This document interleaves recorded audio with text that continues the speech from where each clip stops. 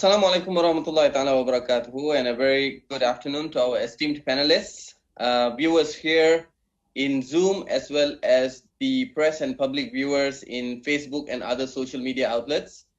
We welcome you to our third forum in the Global DFI Online Forum series.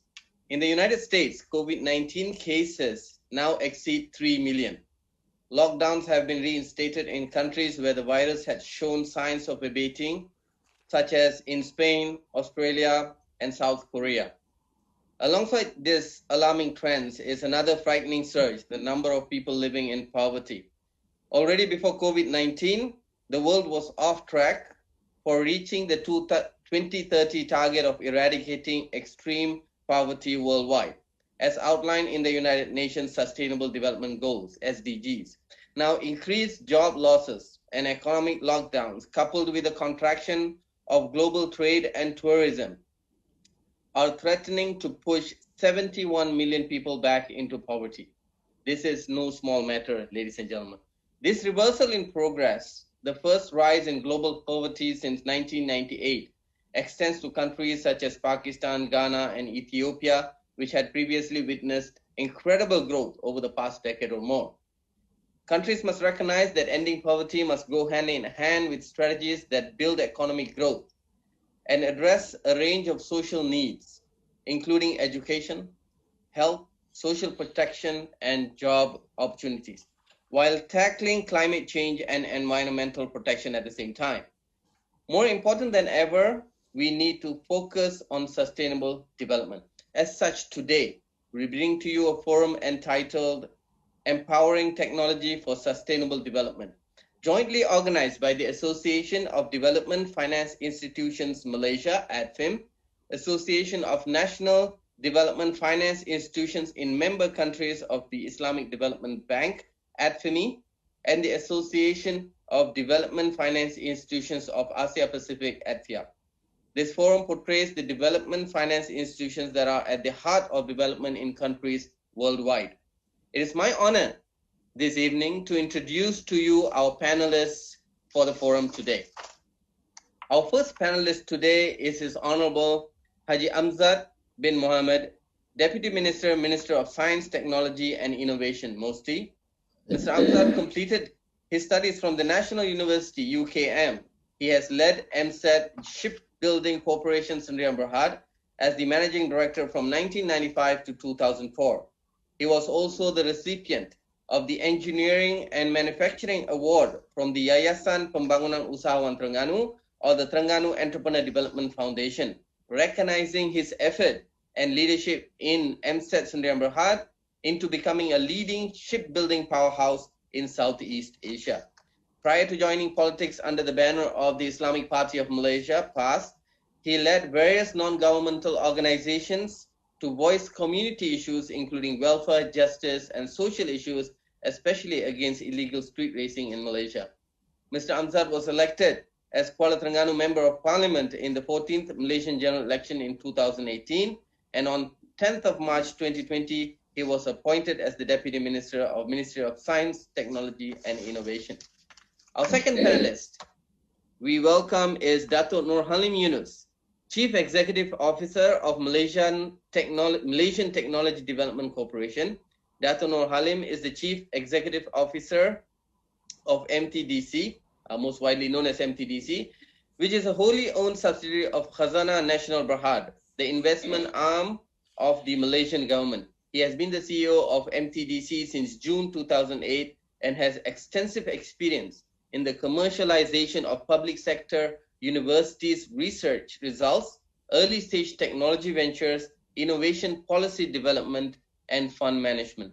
He is one of the pioneers in the commercialization of R&D results from the public universities' research institutes in Malaysia, and has played many roles related to the overall development of the Malaysian technology commercialization ecosystem. As a venture capital fund manager, government fund manager, incubator manager, and as industry expert in various public sector innovation-related committees for the past 28 years. Welcome, Dato' Nur Halim. We have with us today our third speaker, very far away, but very close to us today here, Mr. Mu'minul Islam, Managing Director and CEO of IPDC Finance Limited, Bangladesh. Mr. Islam is currently holding the position of Managing Director and CEO of IPDC Finance Limited since January 2012. Under his leadership, IPDC has attained a complete transformation of its business and operation by growing its business almost tenfold. Congratulations, Mr. Mohammed.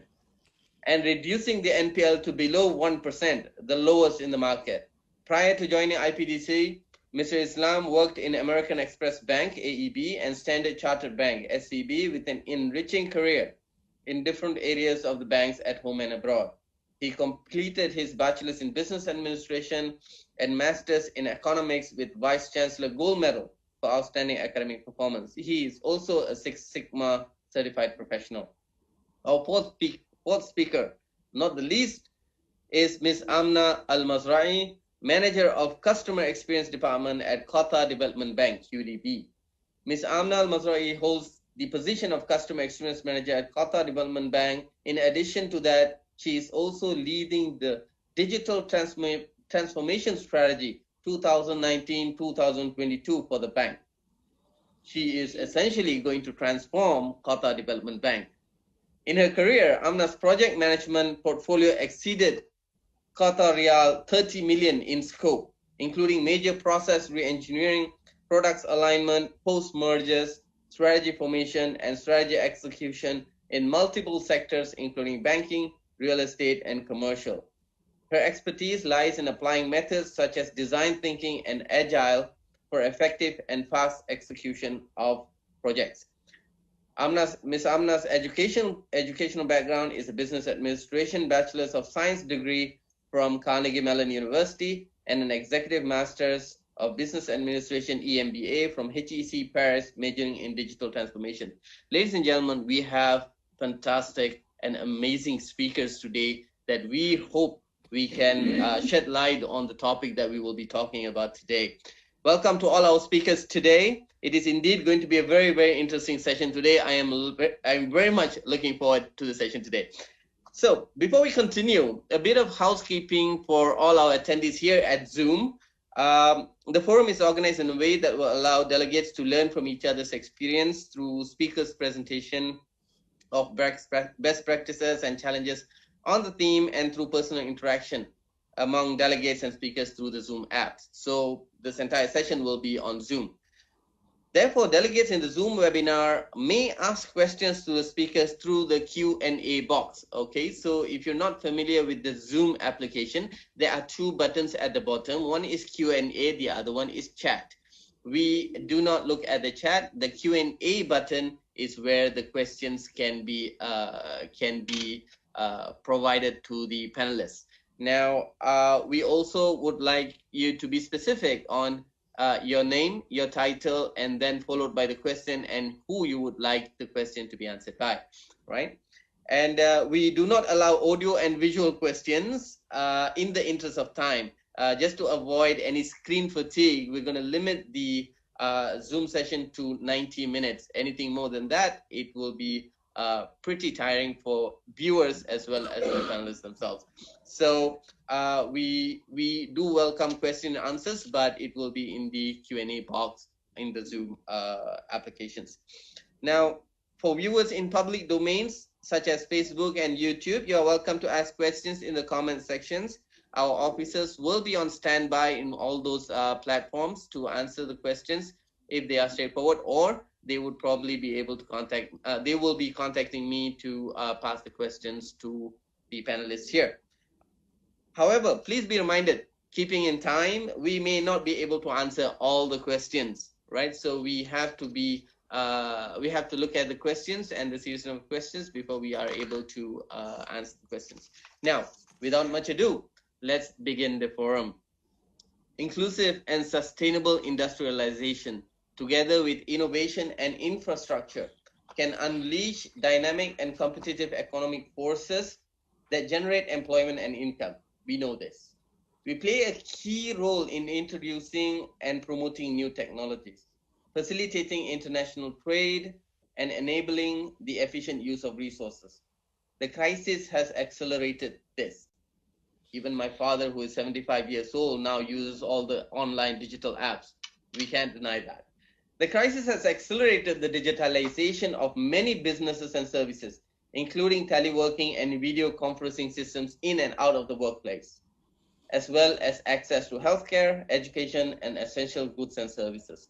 The issue to address could be how nations are closing the gap on the digital divide. So my first question will be to His Honorable Deputy Minister Yang Berhormat. We can no longer debate that 2020 has had a great impact on the way businesses operate and countries function. And Malaysia is at crossroads with immense pressure to remain competitive.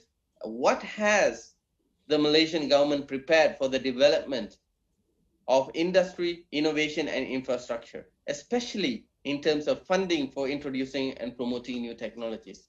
Please. Thank you, Mr. Moderator. First of all, I would like to extend my gratitude to ADFIM as an organizer for inviting me to share some insights in this wonderful forum. This is a huge opportunity for me to share and highlight broad initiatives by the government of Malaysia via MOSTI towards sustainable development goal.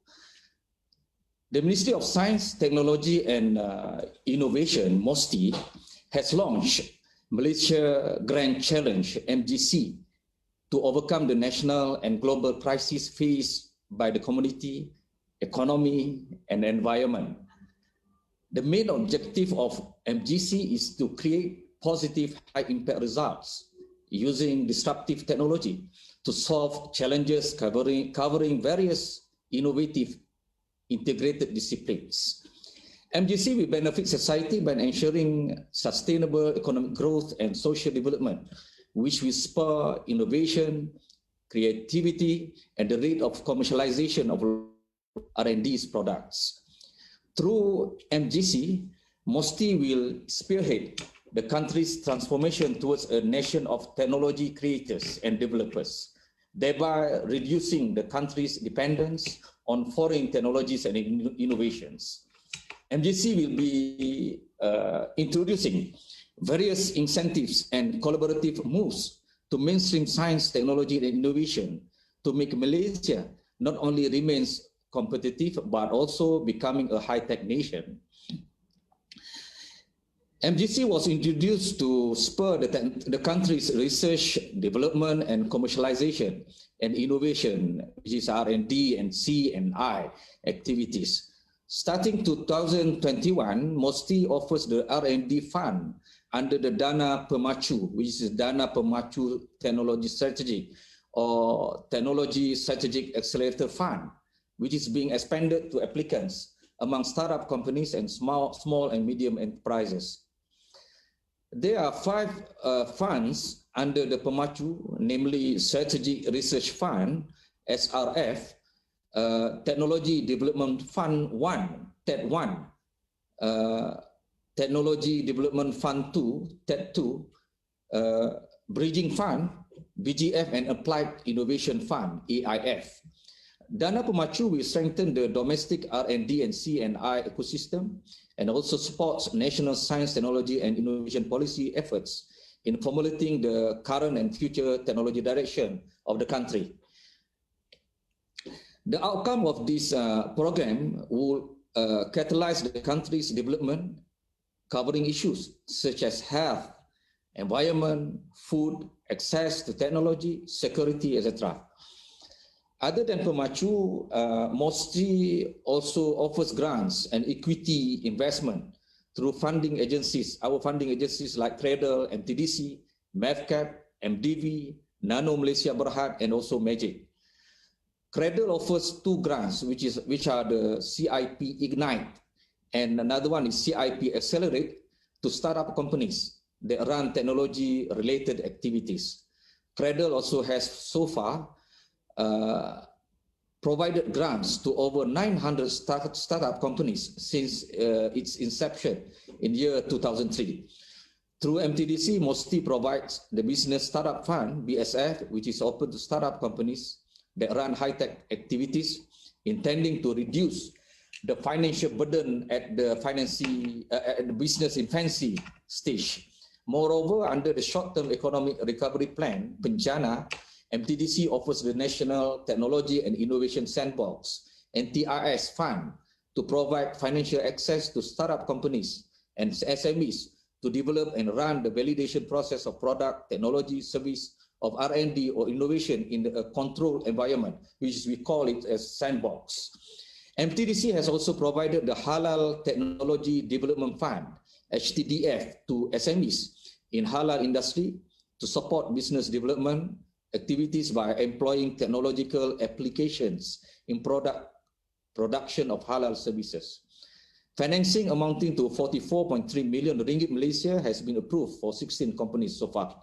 Moreover, Malaysia Venture Capital Management Berhad, also under MOSTI, MEVCAP, will continue to offer the venture capital investment program based on funds of funds through joint ventures with domestic and foreign investors to develop and enhance the ecosystem of startup companies in the digital technology and also green technology fields across verticals including smart mobility, energy management, and big techs such as artificial intelligence, big data analysis, Internet of Things, IoT, agri-tech, and health tech. Meanwhile, the Venture Capital Fund, VCF, has provided the equity investment platform and promoted entrepreneurship based on knowledge and also technology.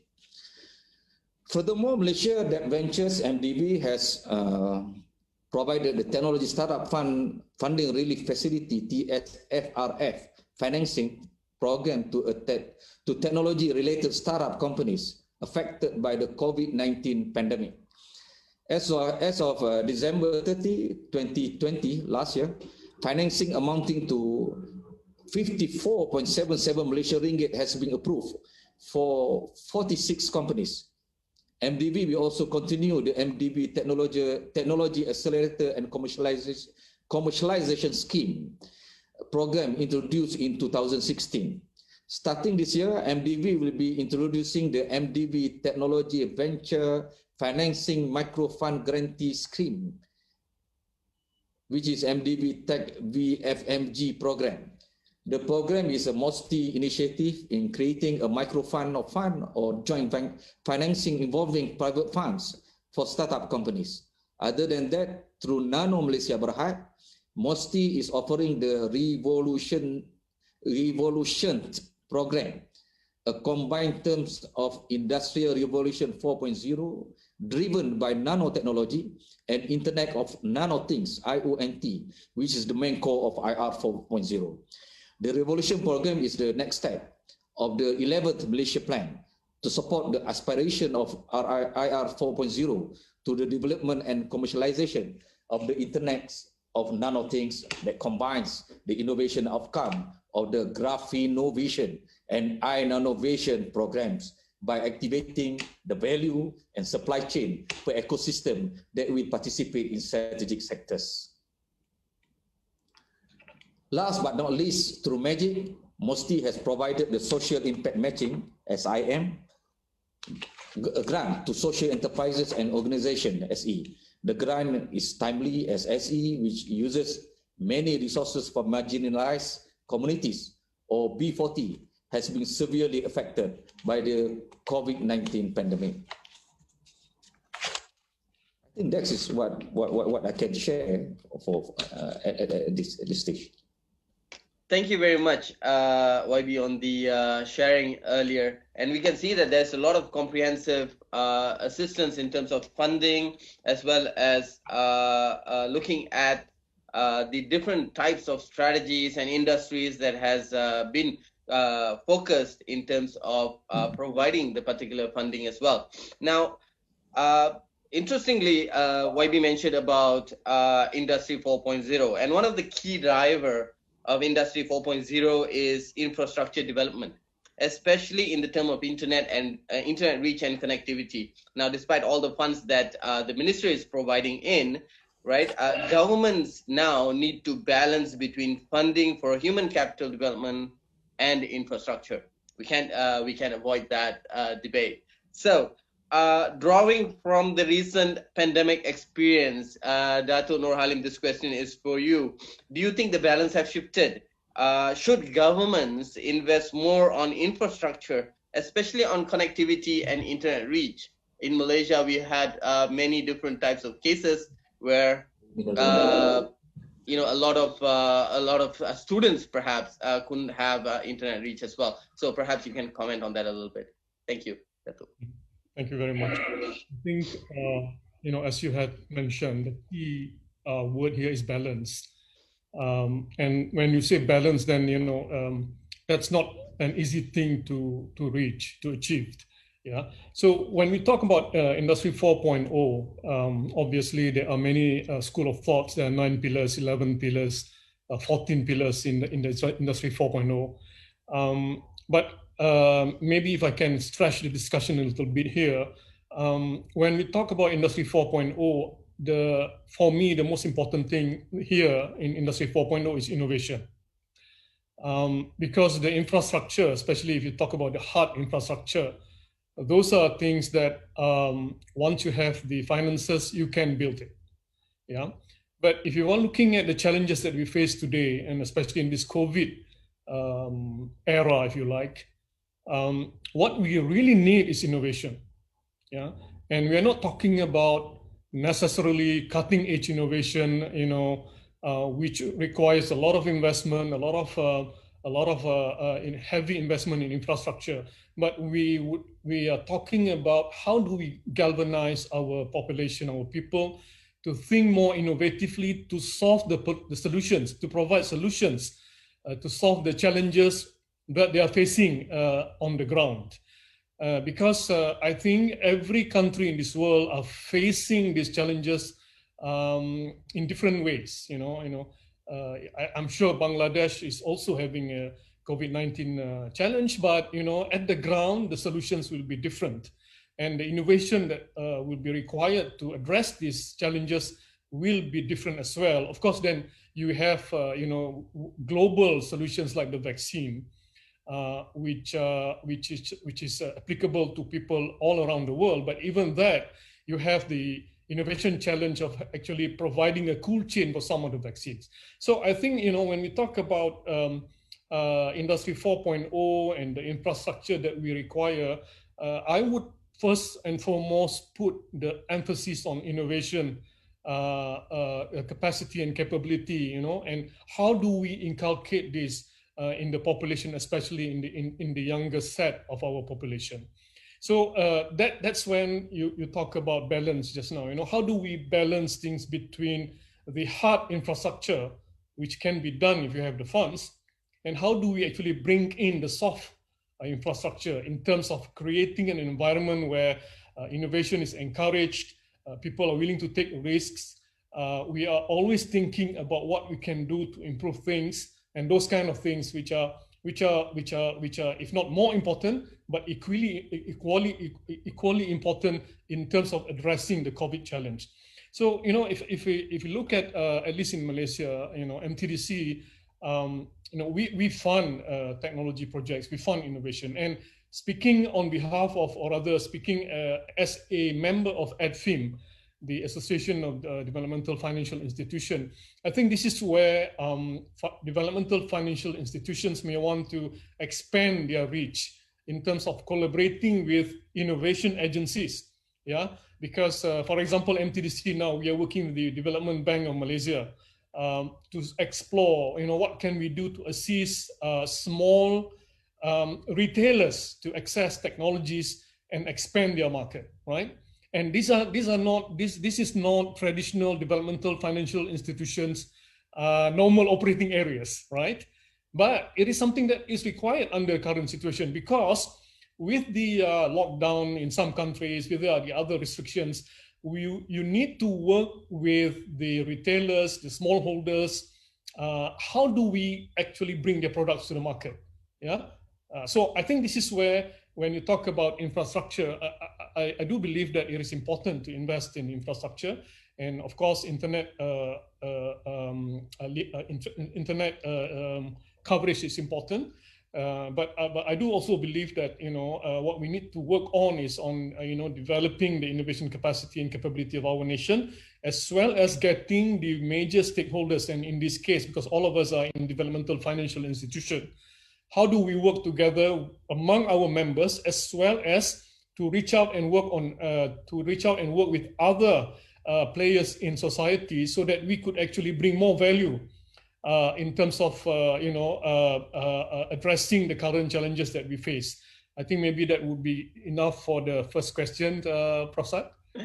Thank you, Dato. I think that is a fresh look on this internet and connectivity debate. I think even like what Dato mentioned, as far as we could have all the internet connections, we can have all the reach. If innovation in itself is not created, or we're not able to create a conducive environment that promotes innovation, that entire internet connectivity and reach and infrastructure would be to naught, right? So and there's a very fundamental thing that Dato mentioned earlier regarding innovation for DFIs, reaching out beyond, stretching the limits of each mandate, right, of the DFIs, to look at, as much as we want to create an innovative environment out there, we as DFIs themselves have to look at innovative ways to provide for us. So that, which brings us to the next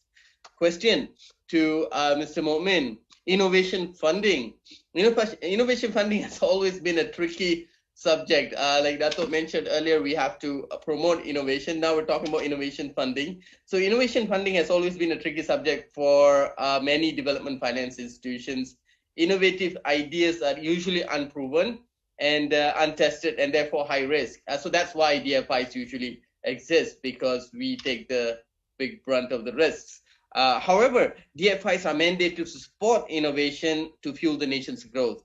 How would you look at the balance for this? What would regulators need to understand, and how should DFIs approach this?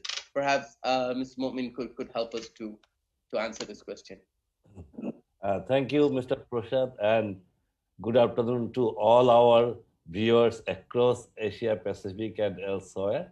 So this is something coming from my previous speaker, Dr. Nur Ali, was saying that innovation is the game changer now. And as we are in the era of Industry 4.0, we need to make sure that enough funding comes to the technology sphere, especially in innovation, to make sure there is the emerging economies are not lag behind, that there is no, technology divide or digital divide in our economy. As you are saying, that the key question is how we balance the risk. So we are traditionally funding hard infrastructure and human capital development. And there we knew how to deal with the risk factors there. So there is the impact, and of course there is the risk. So we were often blamed with, although in many countries we successfully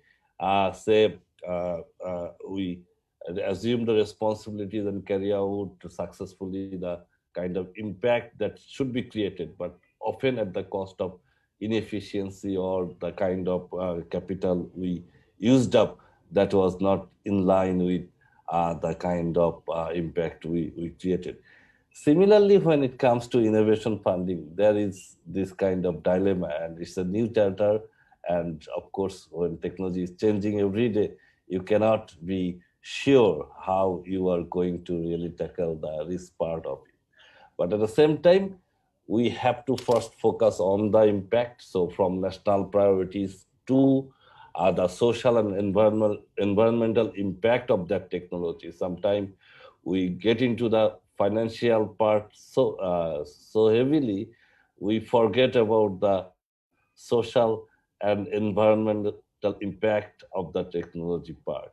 And in many cases, when we leave it to the private sector alone and the capitalistic model, we tend to go to the this profit motive more than the kind of social and environmental impact. And it is now evident that technology is also creating lots of income inequalities in the developed countries and coming to these emerging countries, especially the job loss impact we need to see. So for any project, be it technology or non-technology, we definitely as GFIs, for us, the first and foremost priority is the impact we are creating. Then the systemic approach to deal with the risks. One is internal capacity building.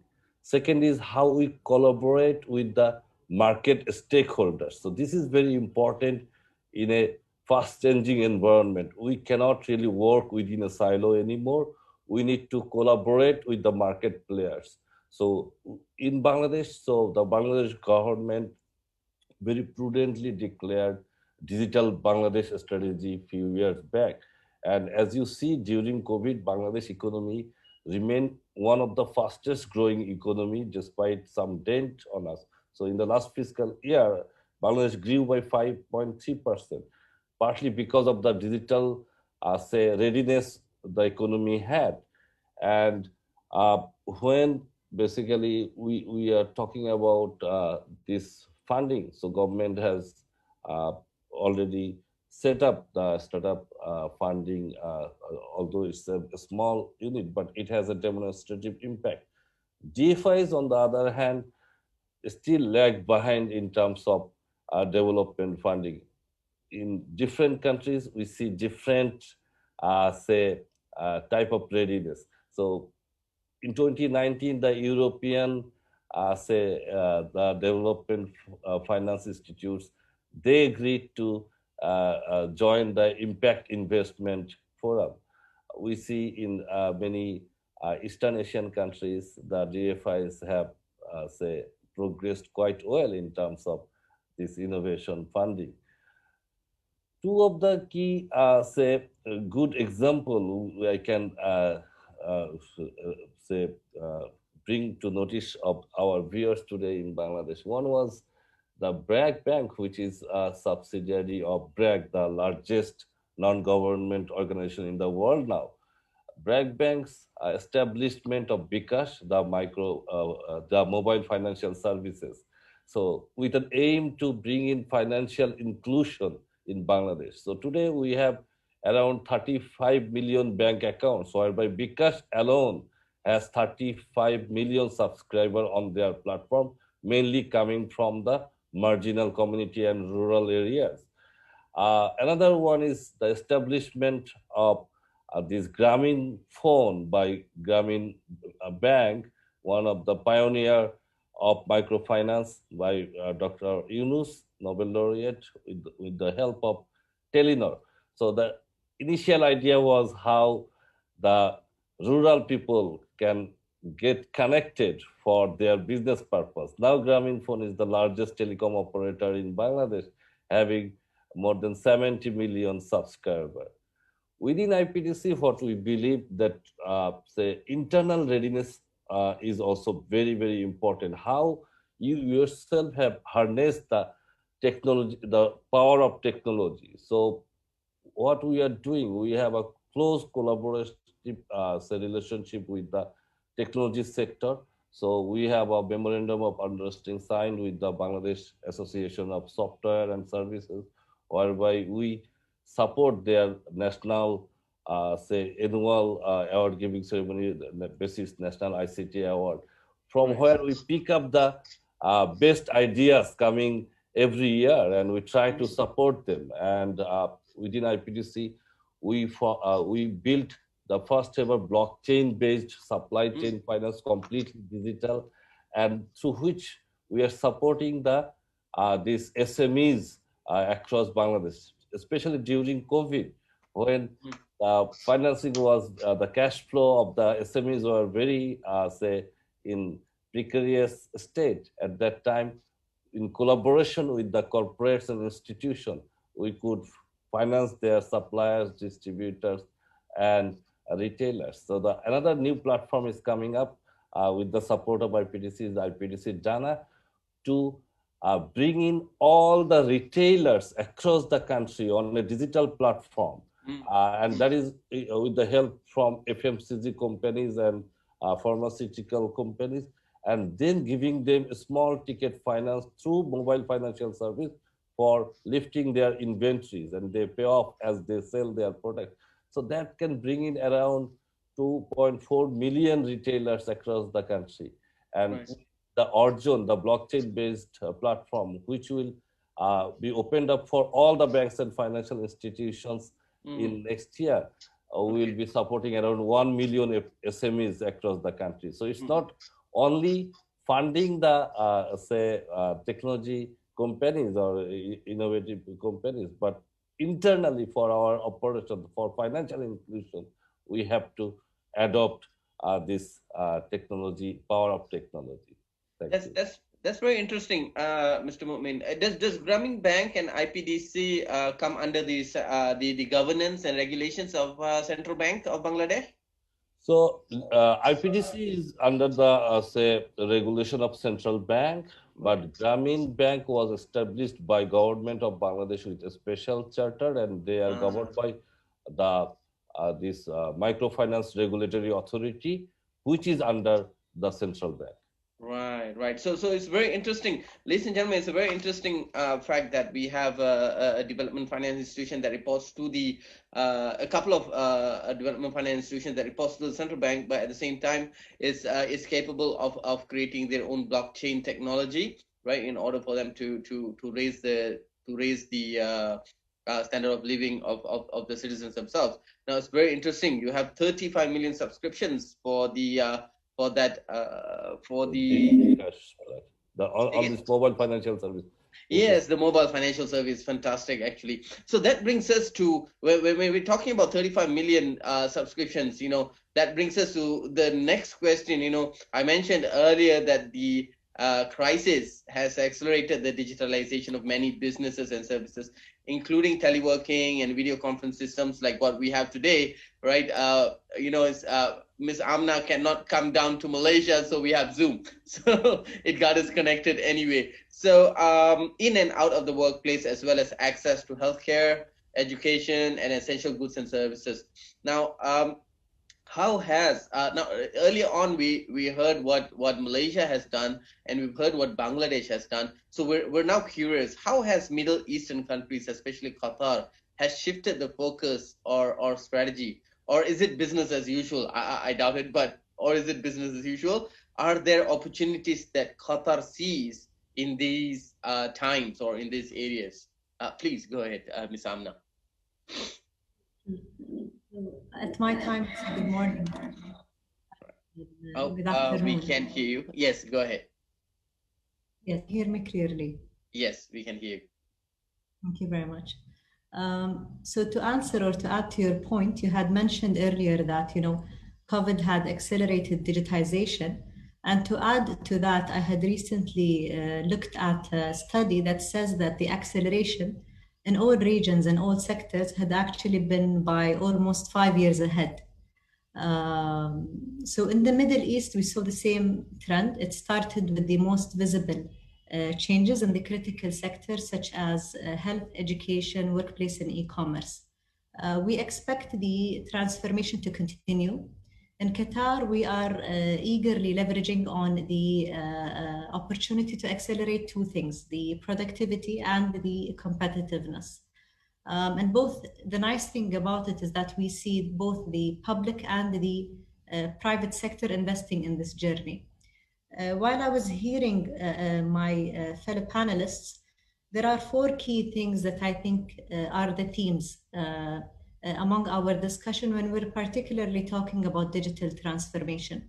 So we heard a lot of areas on innovation. We heard a lot of areas about loyalty and gaining the growth that we've seen in Bangladesh. We've seen as well inclusivity and welfare, which are all important aspects, especially for development banks and financial institutions to carry out when we are running digital transformations. And honestly, it was very nice for me to hear the example of the sandbox that His Excellency have provided in Malaysia. We've heard similar things that are happening in terms of the supporting innovative ideas in terms of MVPs and financing them. And we've spoken a lot about the area of financial. And I think when we speak as well about the areas of innovation, it's also important to acknowledge other areas of support that are provided. So when COVID happened, we did at Qatar Development Bank invest heavily in battling this challenge, but we have as well partnered up with the private sector and the creative minds in the region and beyond. So we have launched many hackathons and competitions, and we have received more than 1,000 ideas to address these challenges. And the beautiful thing is that more than 20 agencies in the country and beyond have joined into the mentorship of these ideas. So it's great to have ideas and innovative thinking, but you also need the private sector and the public sector to sort of mentor and incubate these ideas. So to give you some examples, internally at Qatar Development Bank, as our key mandate is to support SMEs and startups in key industries, which as well my fellow panelists have described. So we've spoken a lot about education, industry, health, and other services in the financial sector. Internally, if you look at it, digital transformation is like a mirror. So you cannot run a digital transformation internally and not have that ripple effect to your externally with your customers. And the same thing, you can't be expected to launch innovative, digitally transformed products without having that transformation internally translated. So at Qatar Development Bank, we have launched a digital transformation strategy, and we have issued a very clear statement by 2022. We will be a fully digital bank, not only to support customer experience and efficiency, but as well to empower AI and machine learning in terms of guiding the private sector on the market trends. And externally as well, what we have done, and it was a beautiful example of collaboration. I think collaboration as a word came in the theme of all my fellow panelists. So at Qatar Development Bank, through the government, has issued a $1.5 billion guarantee as a relief package for the private sector. And the beautiful thing about it, and you see how the collaboration happens among the financial sector, Qatar Development Bank issued this guarantee in collaboration with all the other commercial banks in the country.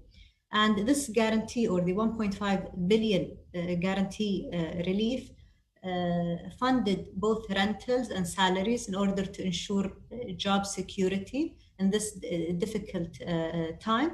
And it was a beautiful scene of financial sector coming together, collaborating for the benefit of jobs and the benefit of the economy. So what we have called this the survival package. After that, we have initiated a sort of Thrive package in order to support the SMEs and the startups to adjust to the new normal and shift their strategies as needed. And this is what I wanted to convey in terms of how the Qatar in particular and the Middle East reacted with COVID.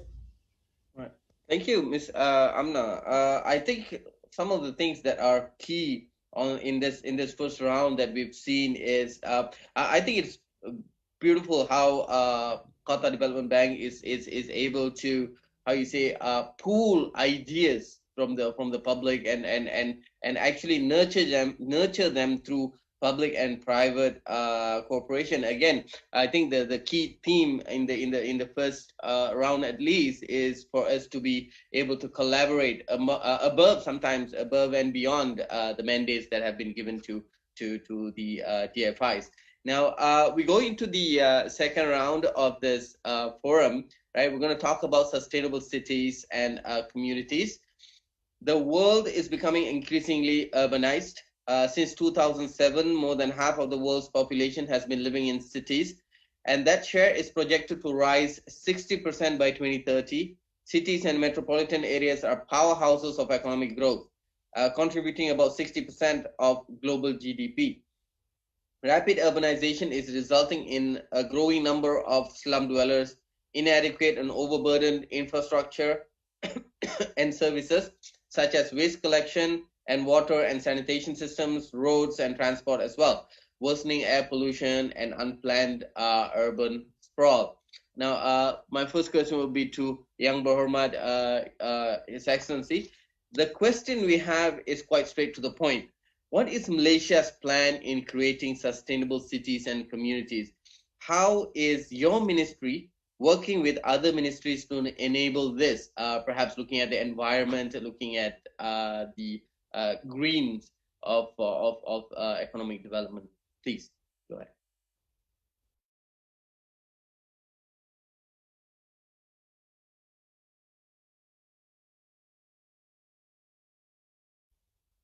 YB, I think you are on mute. Okay. Can you hear me now? Okay. Can you hear? Yes, we can hear you. Okay.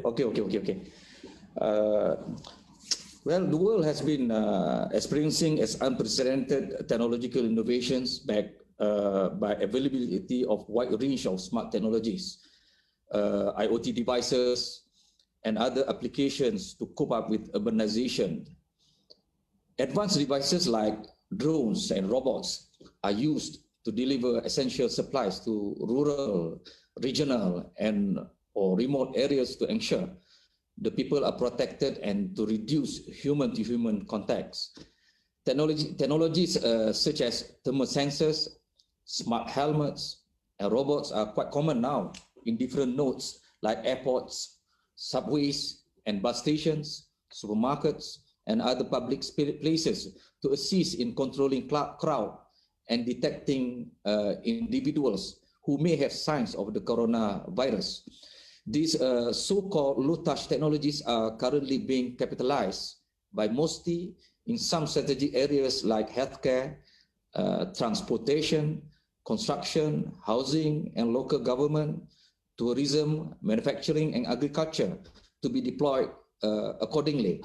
Some are in pilot stages via the National Technology and Innovation Sandbox, NTIS, and those innovations have been instrumental in the COVID-19 period when almost all countries have been battling severe health and socio-economic impacts. Such contributions of technology in the fight against the COVID-19 pandemic are essential to us in sustaining more economic activities. However, addressing the environmental impact and socio-economic inequality within and between cities while ensuring the fundamental rights are safeguarded is the key in our endeavor. I believe that all governments in the world are facing a myriad of challenges, including limited infrastructural developments, high costs, geopolitical wrangles, moral and ethical concerns, and lack of policy frameworks for its implementation. These challenges have been recognized by our Malaysian government, and we are working together with all related ministries to address the issues, especially those related to regulatory and infrastructural concerns. Most government policies are crafted in a manner that all sectoral players are given an equitable opportunity to share and contribute to the building of future smart cities that will embody sustainability and inclusivity dimensions, as envisioned in UN SDG goal number 11, which is to make cities inclusive, safe, resilient, and sustainable. As enshrined in our National Science, Technology and Innovation Policy 2021-2030, which was recently launched, comprising of 6 trusts with broad strategies and initiatives covering financing, infrastructure regulations, skills, and technology, covering the broad spectrums to be implemented by ministries and agencies in collaboration with the academia, industry, and society, including in the area of sustainable cities and communities.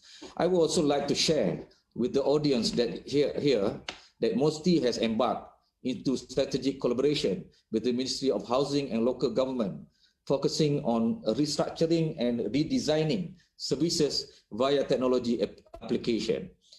In this challenging time, we need to pivot our service model, and this is the right time for us to embrace digital transformation and the technology that fuels its genesis. Currently, several robots are being deployed in a wet market in Ipoh, Perak via a sandbox program under NTIS. Embedded with other technologies like artificial intelligence and Internet of Things, those robots are used to assist delivery of groceries, floor cleaning, and for smart waste management. Considering the rapid growth in sustainable cities, conversations and deployment of additional technologies, we orbit around, number one, the current and emerging needs of the cities and communities, so that technologies introduced through intentional action and participation by the community. The second is rich insight and lessons from past development, rich insight and lessons from past development, so that improvement can be done to accelerate conversation of ideas for action today and beyond. And thirdly, the rapid changes in technology. The rapid changes in technology development, adoption, and deployment can further build and sharpen the future for researchers and entrepreneurs shaped by local, regional, and global forces. Thank you. Okay. Go ahead. Oibi, do you have anything to add? Yeah, I have something to add more. Thus, we are moving towards the next level of collaboration, where the technology intervention are included by design in the city's development,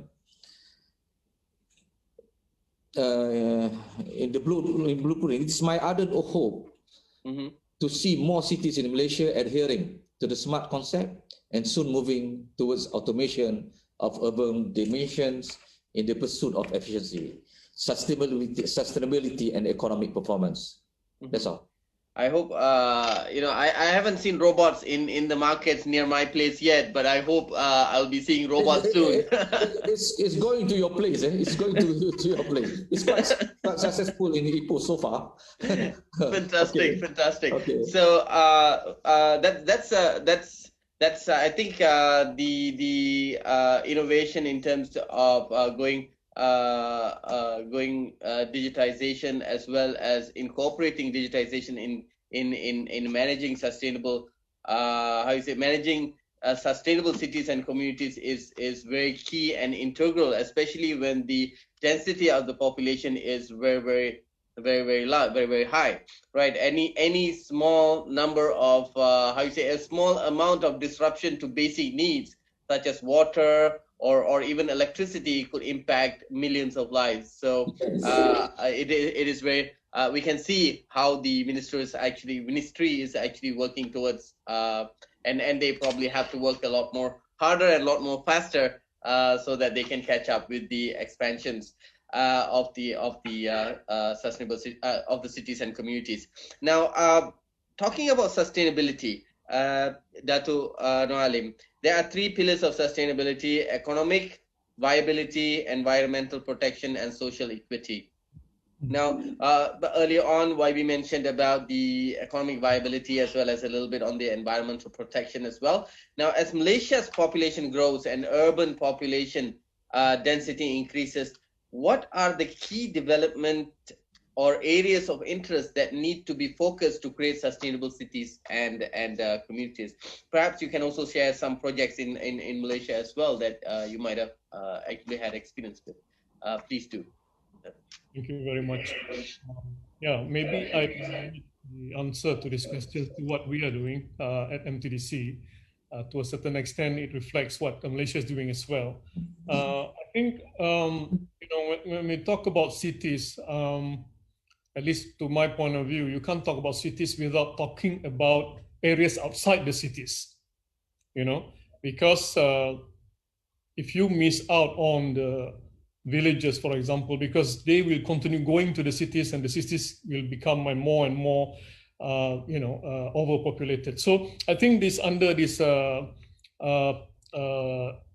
SDG 11, I think one of the keywords which I can understand is the inclusivity in terms of when we address the issues of sustainability.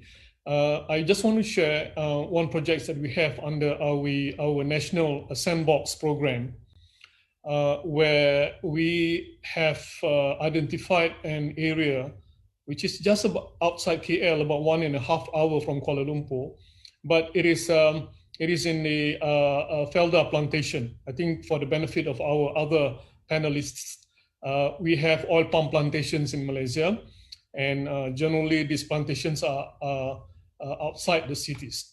But what we are doing here under the Innovation Sandbox is that we have identified an area in the plantation to be an innovation sandbox, where we're going to bring in technologies for us to introduce and to see what can we do in terms of innovation and technologies that can assist the stakeholders outside the cities. Yeah. So I think this is something that that is important as well, because when we talk about sustainable cities and communities, we need to be mindful of communities outside the cities, which in many situations is in need of innovation greater than those inside the city. Yeah. So I think what we are working on now is we are looking at a range of drone technologies for agriculture to be used by the stakeholders in the communities outside the city. And this particular project is in the Felda plantation. We are looking at robotics and automations as well to be used by the stakeholders in terms of how we can work with them to increase the efficiency of their processes as well as the productivity. And I think to also talk about inclusivity here is that I think Ms. Amna talked about, or is it Mr. Mu'min will talk about digitalization? Yeah, because in a lot of discussion about inclusivity, when we talk to farmers, we may talk about increasing their productivity in terms of how much they can produce. But if you cannot sell what you produce, then it does not really make any sense. Yeah. So I think this is where, again, when we talk about sustainable cities and communities, I think generally from my point of view is that we need to look at it across the continuum. When we talk about cities, we have also to talk about the communities outside the cities, because they are the one that will come into the city as well. So I think there's a lot of discussion on cities, so I'm not going to go into that. But I think as an example, under the SDG 11, one of the SDGs, I think is about reducing the effects of natural disasters. And in Malaysia now, or a few months ago, or last month, we had a flood. Flood in many areas, some non-traditional areas as well. And again, I go back to my first point just now, when we talk about Industry 4.0, we talk about SDGs, at the core of it is all about innovation. And if we go and generate the innovation and we support the innovation, we get people to collaborate, to develop, to bring the innovation to be used by the stakeholders. And I think a lot of these things, will move forward. Yeah. So in the case of, for example, natural disaster, flood, for example, if you talk about water quality, generally speaking, membrane technology is almost exclusive, I would say. Not many countries in the world has access to membrane technology. Yeah. So of course, then when you talk about clean water and you talk about membrane, and membrane has to be imported, this is a big innovation question as well. Yeah. Right. So again, Prasad, if you talk about this issue of reducing the adverse effects of natural disasters, one of the component of the SDG 11, I think this is that is very important as well. Of course, we talk about water quality, we talk about recycling, we talk about modern transport or innovative transport system. But at the end of the day, when we talk about the SDGs, it's about people, about the stakeholders. Yeah, it's about the ecosystem.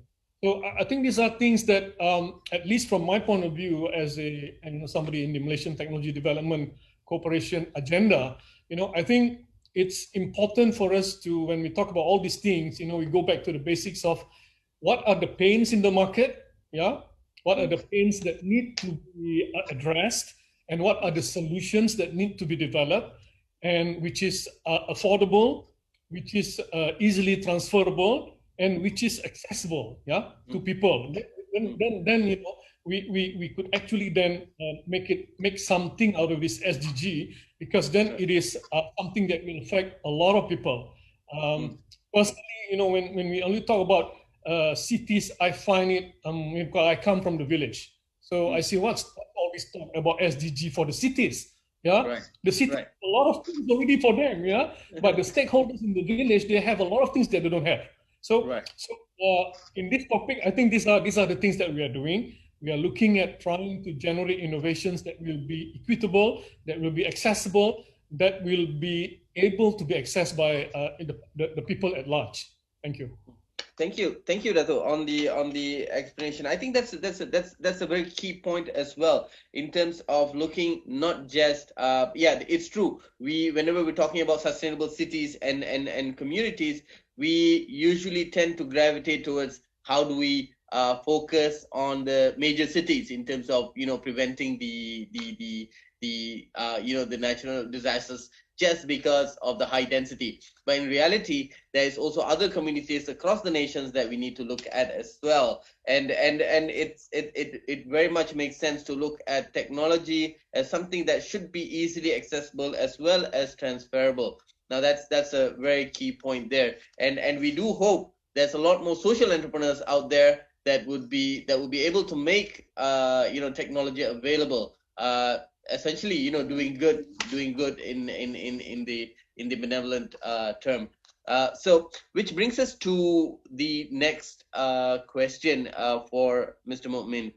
Sustainable development cannot be achieved without significantly transforming the way we build and manage our urban spaces. Again, we're talking about urban, right? But feel free to expand it to the Bangladeshi, perhaps the environment there, into the non-urban spaces as well. For example, I'll just give an example here. Copenhagen, Denmark is often ranked as one of the greenest cities in the planet.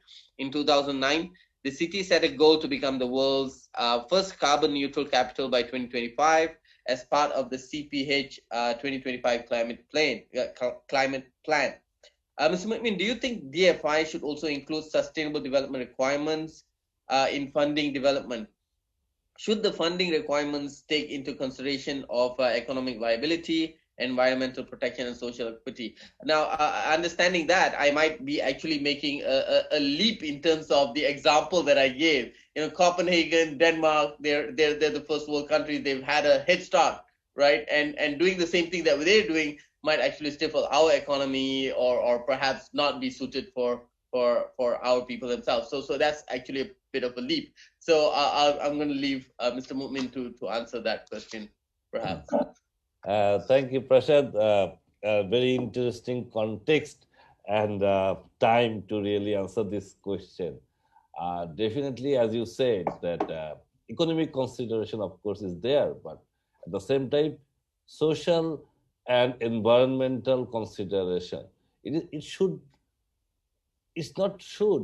must be a part of our city development, or even in the community development. I think this COVID-19 has taught us two things. One is you cannot live by destroying your environment. And number two, you cannot live alone. You have to live within a community. And if you keep the other people in the society backward, you cannot have say, happy or good living.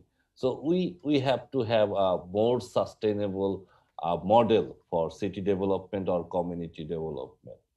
The issue in emerging country is that the prioritization is one. Often the economic development supersedes the environmental or social consideration. And the private sector definitely sometime or more often than not they really go beyond the national government priorities or community priorities, yeah, for the sake of profit. Yes. When it comes to the DFIs, we try to really promote the, say, like the environmental aspect or social aspect, the kind of green financing, green building. Problem is the kind of, say, monitoring mechanism, the kind of compliance requirement is still so complex that the entrepreneurs generally do not prefer to really take that kind of funding for green building or a more socially responsible infrastructure, Right. as it involves lots of, say, reporting requirement and compliance requirement. Here comes the role of, say, national and local governments. So it is no more auxiliary that we prioritize more, say, environmentally, say, compliant infrastructure development. Now it has become mandatory. The COVID lesson is in front of us.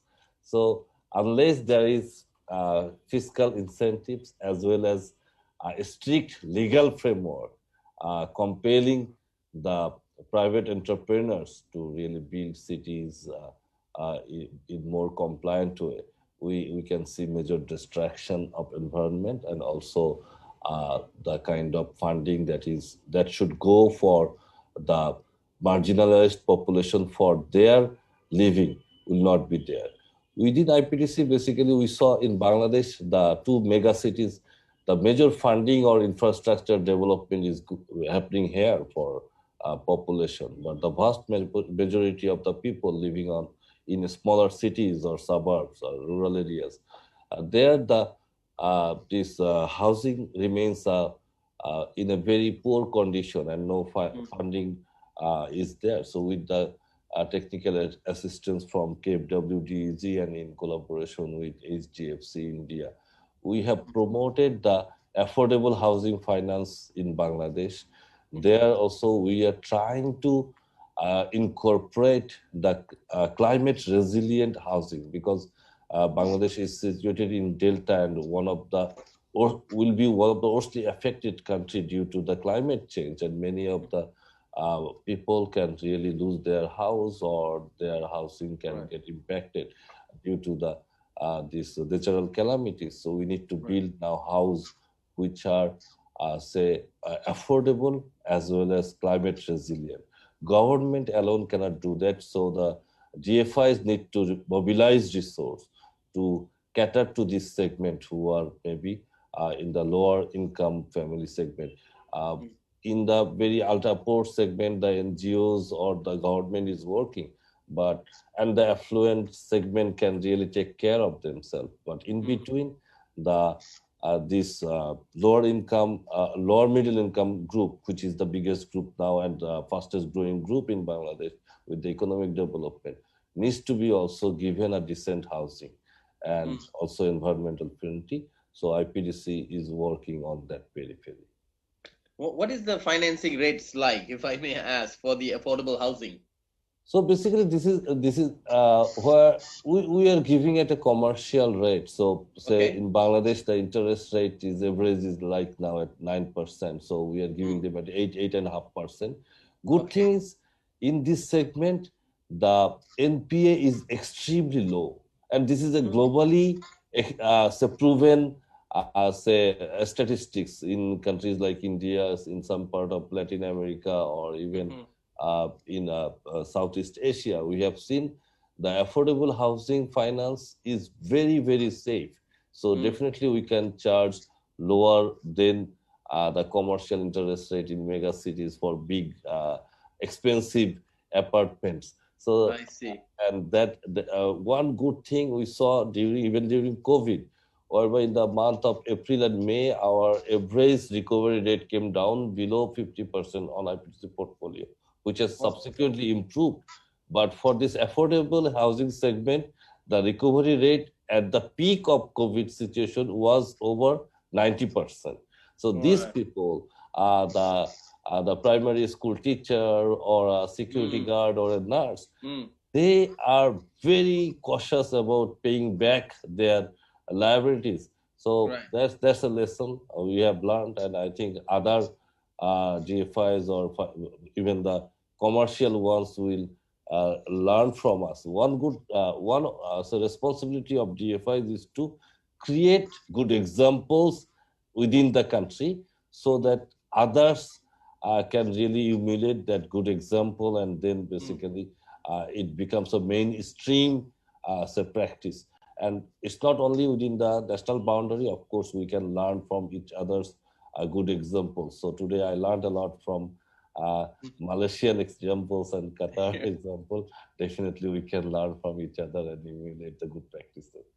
Thank you, Mr. Mumin. I think it's very interesting that one of the major issues facing especially sustainable cities and communities is the availability of housing, as housing prices go beyond affordability of the I would say the medium class or the lower income bracket. We see a lot of stress on the population as well. So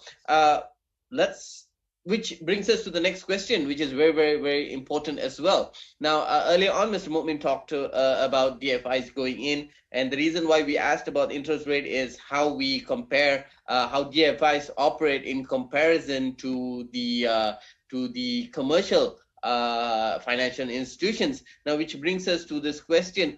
We have always operated in the bottom dollar zone. We always want to know what is the where our decisions are usually are driven by the net profit or viability of the project. And in some cases where even DFIs are required to show profit or required to show additional income and whatnot, rarely do businesses or funding agencies take into account the economic viability, environmental protection, and a social equity. How can we change this? How is Qatar Development Bank approaching this solution? Perhaps you can share with us, Ms. Afna. Sure. So I just wanted to recap to what Mr. Momin has shared. He's spoken a lot about the public policy and the government role in pushing the boundaries when it comes to the environmental protection.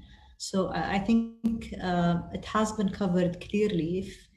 If you'll allow me to talk about particularly how it has been when it comes to Qatar Development Bank or other financial institutions, I think the question becomes, Prasad, beyond policies and procedures to the requirements of funding.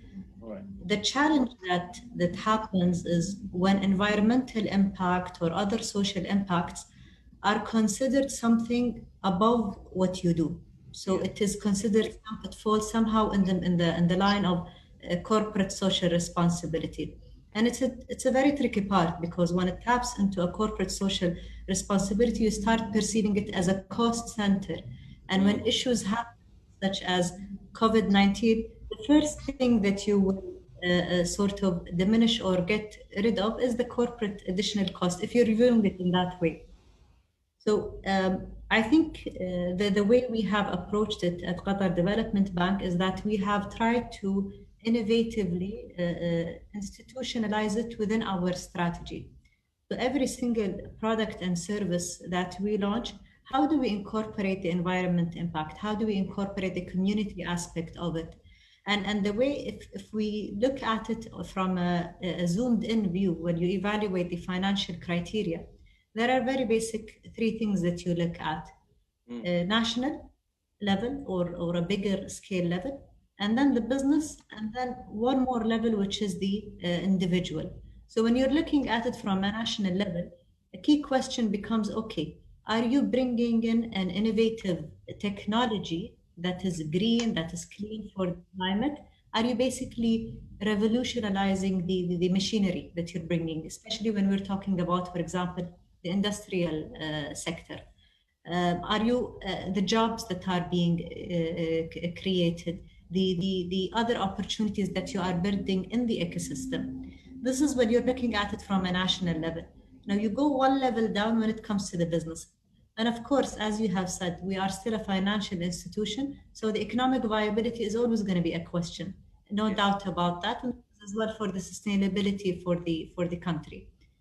Another aspect which I want to highly emphasize on, which is the individual level. An important aspect of it is building awareness. Development banks are not only supporting SMEs and startups, and the mean being, we view, at least at Qatar Development Bank, that we are preparing the future generation. These things, especially when it becomes about the social aspects and the environmental aspects, these things that you need to start from the very early ages. So Qatar Development Bank offers huge initiatives when it comes to incubation and trainings. And sometimes being responsible, it's a skill set that you need. How can I run my business while being efficient? And a big inspiration that we see across the world, businesses, very small businesses that actually created a competitive advantage just because as being green and being good to the Right. environment. I think the question becomes, how do you look at it? It's not a process and it's not a procedure that you put in. It's how you incorporate this and institutionalize it as part of the strategy. And you no longer view it as a cost center, but as a value add that you're creating, whether today in a value of $1 or in the future, because it's an investment. It's an investment Right. in the future generation. That's a very interesting look as well. When we're looking at number one, of course, the key point that we can take away from Ms. Amna is essentially institutionalizing the decision criteria. Essentially, instead of looking at how you say a piecemeal, whether we're going to make money at the end of the day or not, we're actually institutionalizing the thought process in itself. Right, from the moment you get the application all the way up, you're required to assess at the national level what are the impacts on the national level, and then you look at the business itself, how much the bottom dollar. Obviously, the bottom dollar is important. We can't completely ignore it as well. But another key point that Ms. Amna mentioned was the future. We're looking at the future impact due to that particular, say, proposal or investment, right? So that's one of the key things that we look at, and this brings us essentially to the next topic of our forum, which is economic growth and decent work for the future. The COVID-19 pandemic has caused a historic recession with record levels of deprivation and unemployment. This is happening across the world, and even the first world countries, United States, England, Europe is not spared from this, creating an unprecedented human crisis. Now, this is unprecedented human crisis, actually not my quote, it's actually the quote from the World Economic Forum, right? So I'm just taking it from there, right? It's creating an unprecedented human crisis that is hitting the poorest the hardest. Now, some issues that could be addressed is job creation, opportunities, and methods. So whether we're looking at empowering technology and innovation to look at towards sustainable development, it is very key for us to look at whether technology is really going to create jobs or it's going to destroy further jobs as well, right? So that's something that we will be discussing. Now, of course, my first question would be to His Honorable the Minister, Deputy Minister. Generally, recent studies show that between economic growth and employment, there is a positive and strong relationship, meaning that economic growth generates new jobs, but of different intensity from one period to another and from one country to another.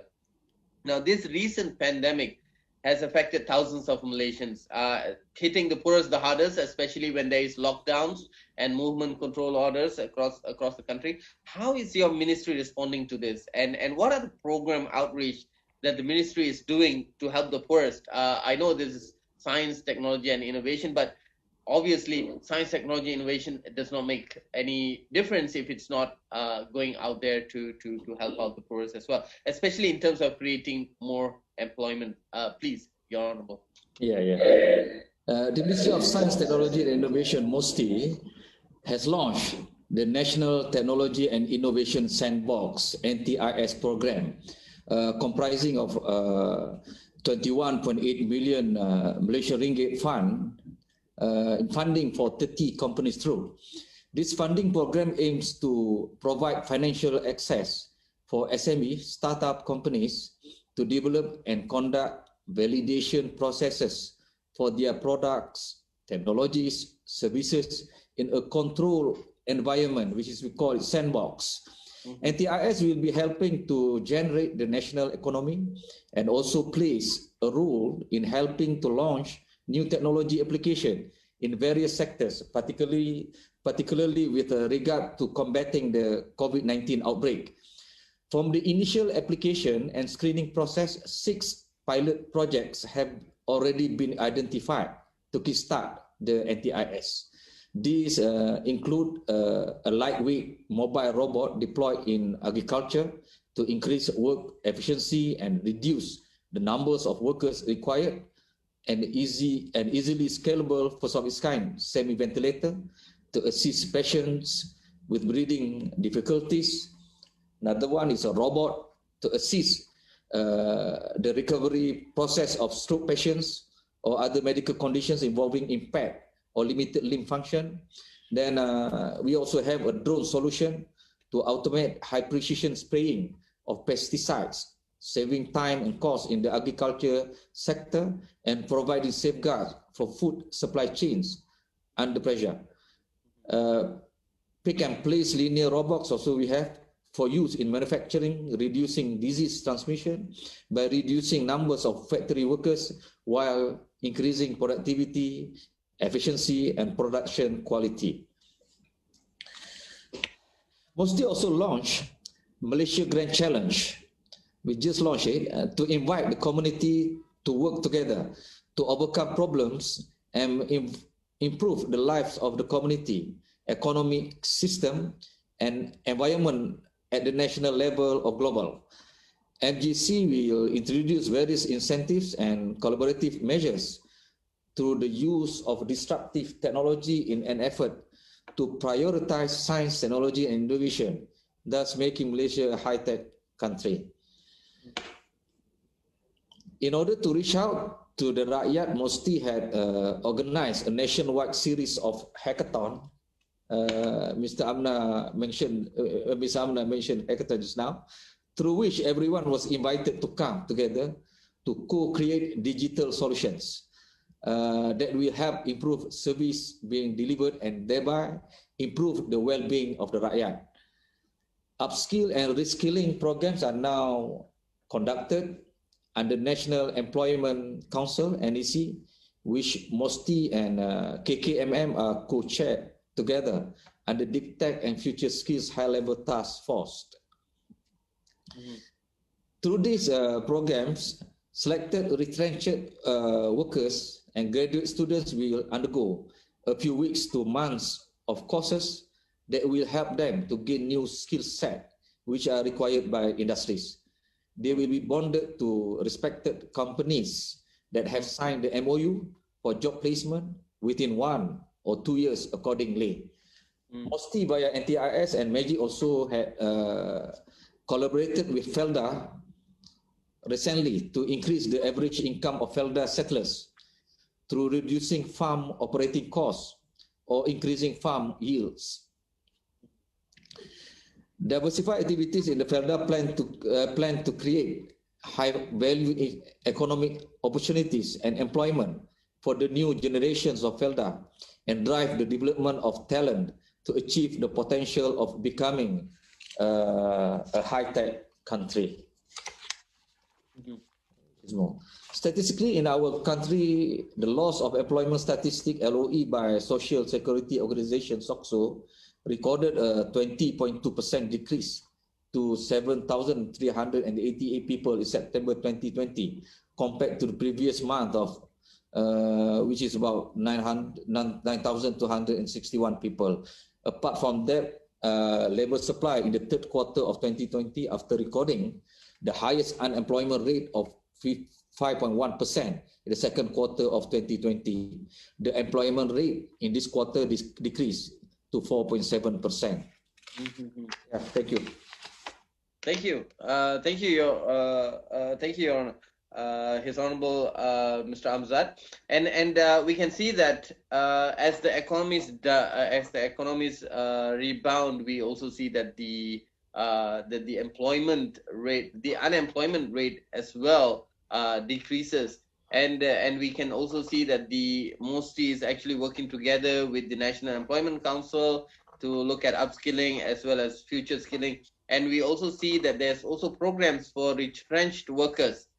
Job placement program for retrenched workers to be retrained and enter into the workforce again, right? So, which brings us to the next question.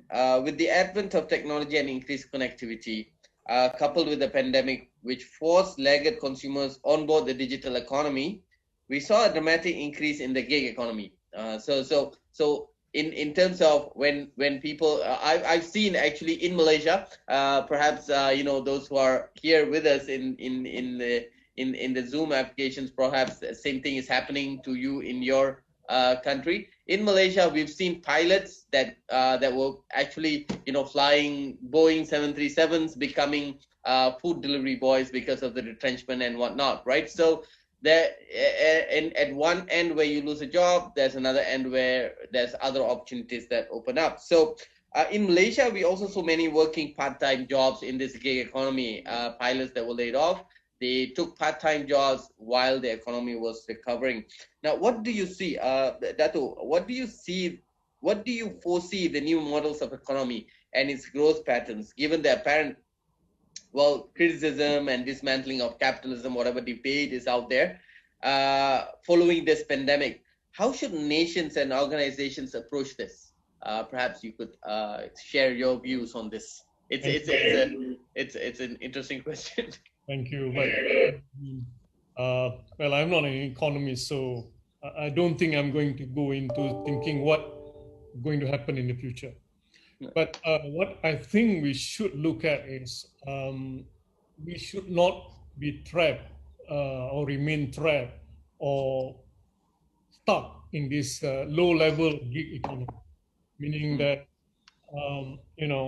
we are happy with people sending food, generally working for those companies which provide those kind of services. Essentially, it is only different mode. Previously you have office boys, now you have, those kind of riders. It plays a role, it is important, it is needed, but, any government, I think any government in the world should have some kind of plan so that what we have in the gig economy would be to create more higher level jobs. For example, people who can work remotely as data scientists or as any other technical jobs that have a higher level of technical input, maybe even coders, maybe even copywriters, or even human resource professional, for example. So I think the discussion should not remain centered on that gig economy where, while it is important, I'm not saying that it's not important, but it is only shall we say, a movement from one platform to another, that's all. It does not really, in the sense, country. So I think moving forward, I'd like to see for developing economies like us and maybe other countries, will be how can we develop a ecosystem where this kind of high-level gig economy is promoted and accepted. And this is not something that is going to be overnight, because in the US, for example, during this time, the higher-level gig economy, the data scientists, the designers, those kind of people, they are actually having a sort of a renaissance, but not in the developing economy. So I think these are things that we need to focus on, of creating an environment where this will be supported, will be encouraged, and employers are more open to the ideas of actually engaging these people to provide services on top of the the delivery services that we normally talk about nowadays, right, as example economy. So I think that's all. Thank you.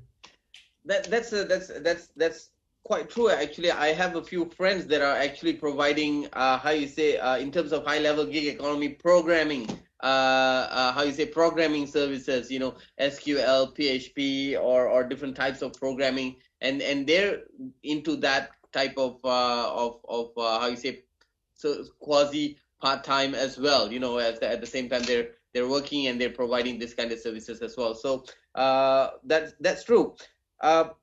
How to proceed to the next question, though, to Ms. Amna, essentially, right, which brings us to the questions.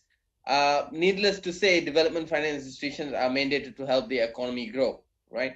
And how has DFIs addressed economic growth in the different regions, especially in these crucial times? What are the, well, not for Ms. Amna, I think this question is for Mr. Mu'min. I'm sorry. How has DFIs addressed economic growth in the different regions, especially in these crucial times? And what are the main criteria to addressing economic growth, and what outcomes do you set as a measure of success? Perhaps you can share with us in what's happening in Bangladesh. Right. Thank you, Mr. Prasad. Basically, after World War II, many of the economic European countries, there basically DFIs played a key role in reconstructing the economy. And then Asia Pacific countries, Africa and Latin America as well, picked up from there, and there was a huge euphorism and optimism centering the this development finance institutes. But in many emerging countries, DFIs could not fulfill the promise it was mandated, and then they were like amalgamated with other organizations, or they were converted into commercial banks or financial institutions. But then again, after 2008, after the financial crisis, we have seen there is a renewed interest in development finance institutes' role in national economy. Even in USA, we are seeing now there have emerged many development finance institutes, and in Europe, there are large development finance institutes. Between 2005 and 2015, their total asset under management has grown tripled, and number of institute has also almost doubled.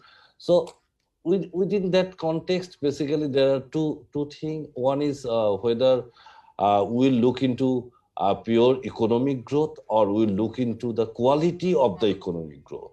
So this is one fundamental question we are always fraught with, that okay, we can get into large infrastructure development or industrialization, where basically the economic growth, there is a direct relationship, but at the same time the inequality, or when we address the empowering the marginalized people, like the women empowerment, or a small ethnic group, say economic activity generation, they're basically sometimes the DFIs are seen as aid agencies. So the aid agencies have certain objectives, and then you have to be also commercially viable institution. So sometimes we have seen as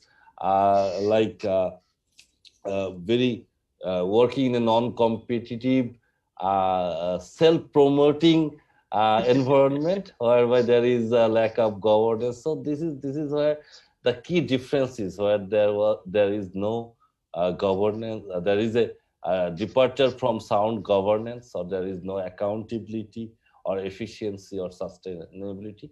The DFIs have failed, but where the DFIs have ensured sound governance, they have worked for accountability and efficiency, and then they have served the society. DFIs has created enormous social and economic benefit.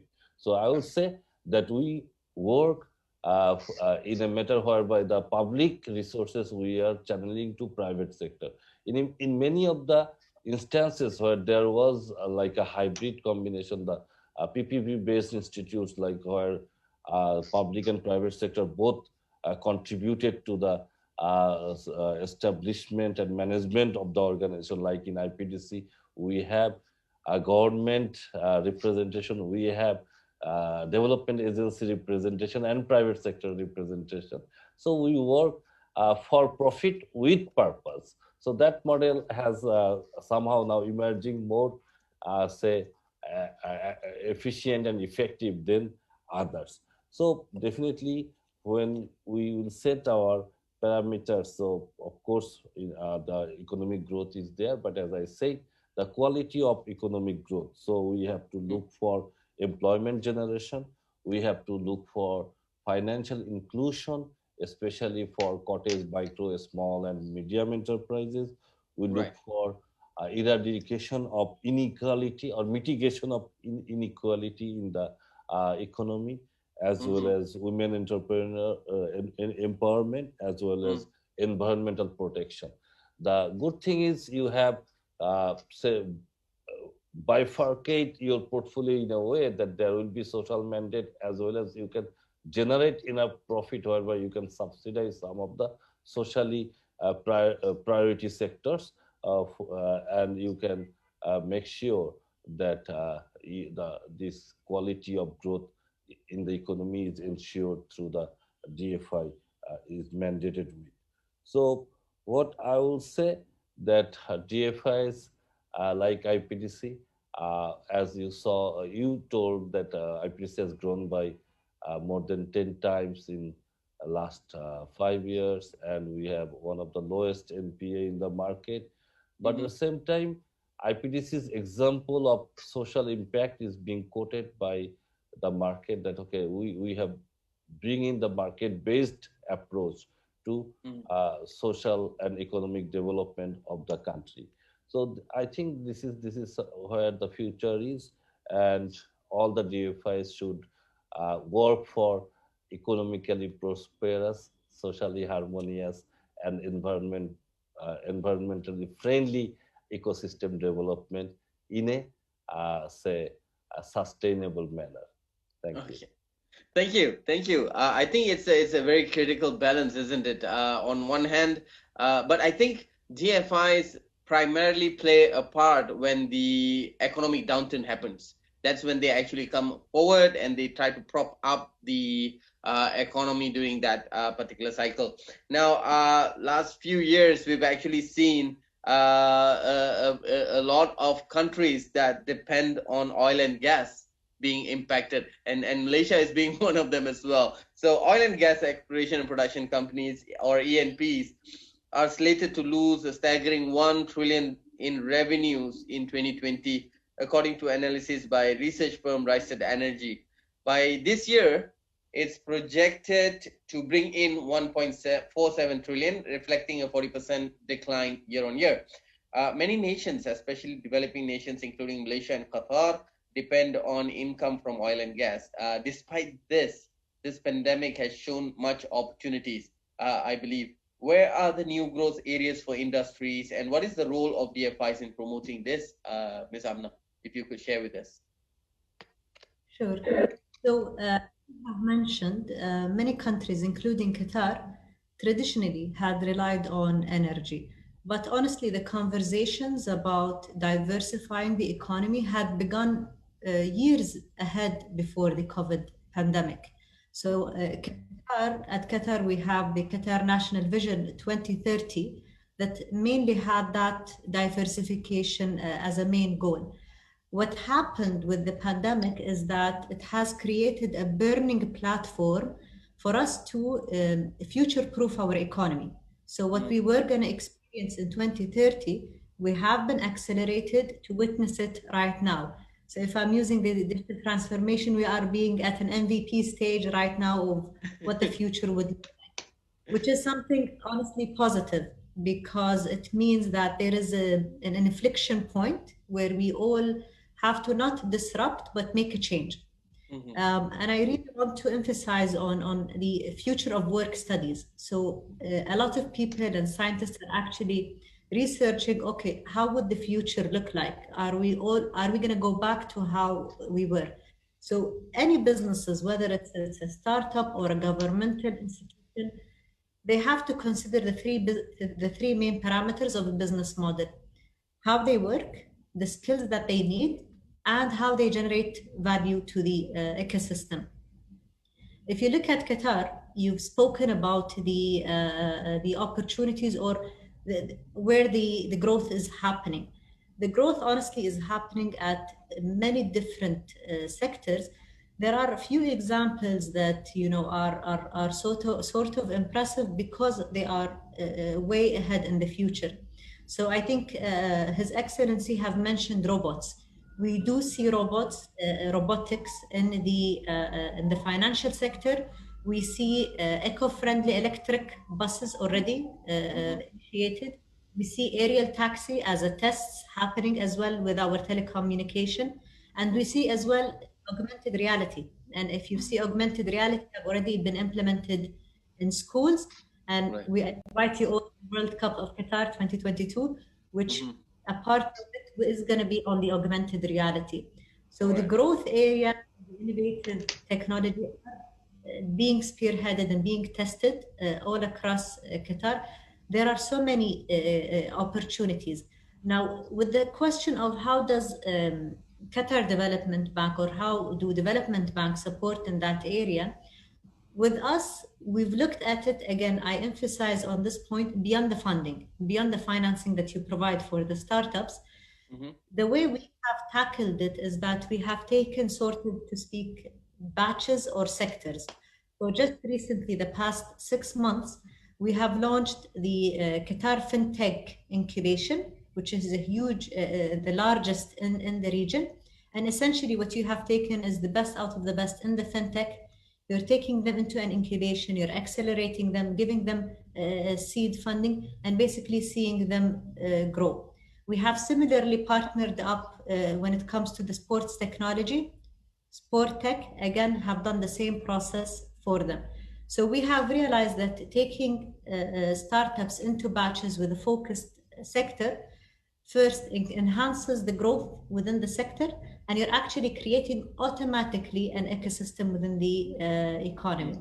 So this is how we have been approaching growth areas, because if a startup were to do it single-handedly, there might be some reactions from the market which are not as expected. So exactly.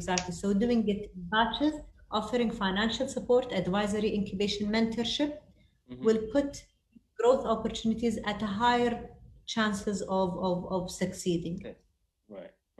Thank you, Ms. Amna, on that. I believe the 2022 is an augmented reality conference. Is that right? Did I hear that correctly? No, yeah. So a part of the World Cup experience, the Qatar hosting it, because we're hosting the World Cup for the football.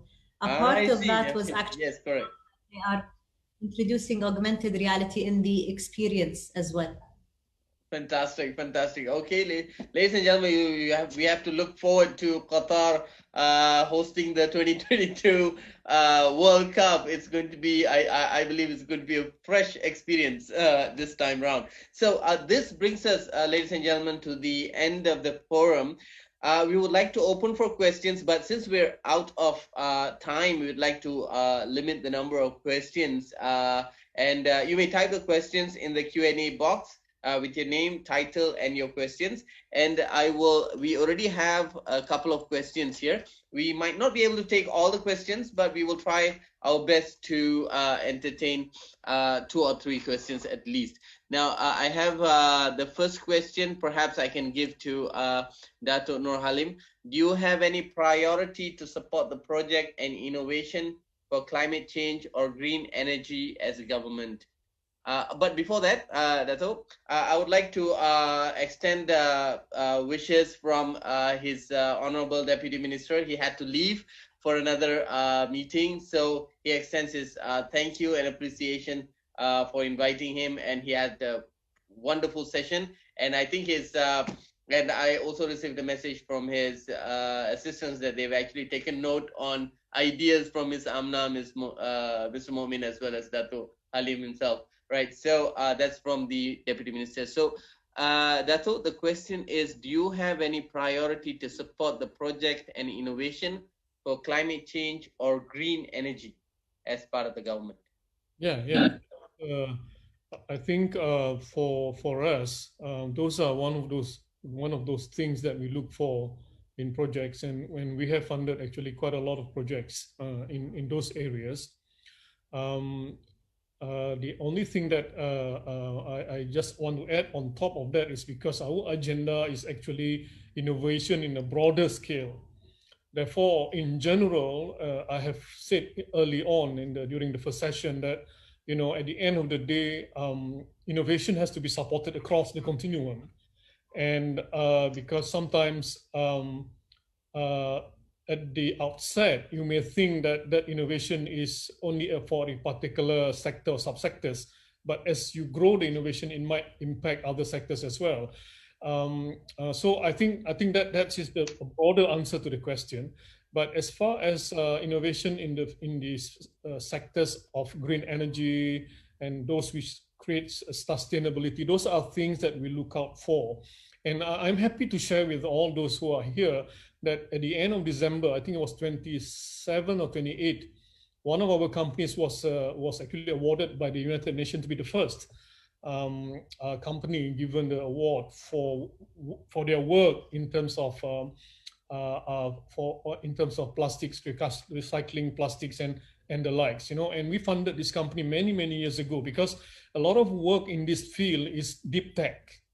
These are not things which you can write codes today and sell it tomorrow, right? So this requires a lot of patient, very patient investment or patient capital or whatever you want to call it, where you need to invest for the long term. And to a certain extent, I think just now, I think it was Mr. Minun who said about sometimes the DFI has to take the lead. Because when you talk to commercial banks, they don't know this sectors, and sometimes not just they don't know, they don't want to know because it is outside their area of expertise. So when you talk to them, say, I don't know this technology, right? So it's high risk to me, I don't understand, therefore I don't touch. So I think to a certain extent, when we talk about innovation and innovation in fields which are important to a nation, DFI has to play a certain role. And in our case, because we are not a funding agency like, a loan agency, we are more of a risk fund agency. So I think there is scope for us to work with other DFIs who play the traditional role of funding banks, right? DFI as a bank. And in this case, we are working with, in Malaysia at least, as a member of EdFIM, we are working with several of the EdFIM partners in several projects. As I mentioned earlier on, we are working with one of the partners for digitalization funding for small retailers. We are also in the process of working with the Agriculture Bank to fund projects which will make use of innovations generated in Malaysia for the smallholder farmers, right? And also we are working with the other agents, the other DFIs, to work with SMEs to move up the technology value chain. Because, you mentioned just now about the gig economy. Sorry, I'm expanding the topic a little bit here. Sure. But you see, when we talk about I 4.0 and we talk about the pillars, example of pillars will be robotics and the likes. Of course, if you go to the West, to the developed world, they'll talk about collaborative robots. We are not there yet. But if we talk about robots for SMEs, then we will need to develop the human resource who are able to operate and maintain these robots. And this is where I mentioned just now, when we talk about the gig economy and when we talk about the economy developing as a whole, we need to develop sectors where by developing that sectors, higher level jobs will be created. So by getting our SMEs to move up the technology value chain, they will then utilize higher level of technologies that will require higher level of expertise in terms of developing robotics technicians and the likes. As an example, I talk about drones just now in agriculture. So what we're trying to do is that we're trying to develop a group of entrepreneurs who will be able to offer drone services. I mean, Mr. Minul, I don't know it is in the Bangladesh, but in Malaysia, if you have a paddy field, if you have a field of paddy, it's not big enough for you to call a tractor to work on your field. But if there are 10 of you, you work together and then you call one service provider who brings their tractor. Similar model can be used for drones, and can develop the drone economy where those youth can actually then offer drone services. Yeah. So I think this is what we need to do along this line of actually looking at what fits for us and developing it rather than looking at what the US is doing and try to do to be the US if you are not. So I think that's a long answer for a short question. Thank you, Dato. I think that was a very comprehensive answer. I'm not going to comment in terms of because we were running short of time, because we have one question for Miss Amna, and this question is long. This is from Mazani Nusa from Aminuddin Baki Institute, and she's asking how the Islamic world, especially Qatar, helps ensure that technology can be utilized comprehensively, especially ensuring the penetration of the internet, especially in rural areas, islands, and overcoming the poverty of people like Malaysia in the current COVID-19 situation. I think there's some of it that you've already answered earlier. Perhaps you could expound on that a little bit more. Sure. Thank you for the first. In Qatar, the penetration of the internet is estimated around, I think, 98%. We have less of the rural area challenges. However, we understand the global community and the context of the global community. I would really encourage you to look through the report, which is called the Global Competitiveness Report, and they have recently published the 2020 version of it. So in essence, it talks about, we're in this world together, all of us, although we are at different locations in the world, we're closely, and the more we have discussed today, the more I realize that we are faced with a similar challenges. The short answer to that, there are three key actions to be taken. One is by the ICT companies, the startups and the entrepreneurs. There is a big responsibility on them for that. The second comes the infrastructure from the government, or the government infrastructure. And the third is the global community. So looking at such reports, such as the Global Competitiveness Report, enables us as well from different locations in the world to actually benchmark and compare against each other and find opportunities for facing these challenges. So in short, this is what I would suggest going about it. Yes, unmute. Thank you very much, Ms. Amna, on that response. Now, ladies and gentlemen, there is no more questions. I would like to, because we have actually run 20 minutes above time than what we have actually initially allocated, right? So, ladies and gentlemen, I would like to extend my sincerest appreciation to ADFIMI, the Association of Development Finance Institutions from the Middle East, as well as the Association of Development Finance Institutions Asia Pacific, as well as my teammates in ADFIM, who tirelessly worked and helped us at the background to organize this forum. And we hope this forum actually provided an avenue for everyone to exchange views, and it actually was beneficial in terms of the experiences shared. Now, I would also like to take this opportunity to thank our esteemed panelists who allocated time within their very, very busy schedule. We really, really do appreciate that. We sincerely appreciate that. And to share their experience, expertise, and knowledge with us today. And we do hope that the sharing session today will provide an idea and impact to policymakers and leaderships across the world in ensuring a sustainable development. So that brings us to a close of this forum. Until we meet again, right, please stay safe, maintain social distancing, and please do get vaccinated. Wabillahi tawfiq wal hidayah. Wassalamu alaikum wa rahmatullahi ta'ala wa barakatuhu. And a very good evening to everyone. Bye-bye and take care. Thank you.